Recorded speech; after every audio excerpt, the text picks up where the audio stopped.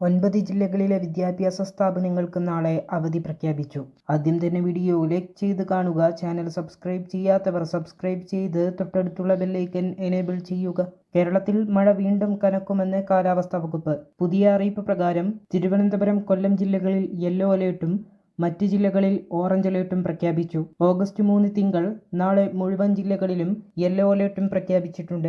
അതേസമയം മഴ ശക്തമായി തുടരുന്നതോടെ ഓഗസ്റ്റ് 3 തിങ്കൾ അതായത് നാളെ 8 ജില്ലകളിൽ മുഴുവനായും 1 ജില്ലയിൽ ഭാഗികമായും അവധി പ്രഖ്യാപിച്ചു.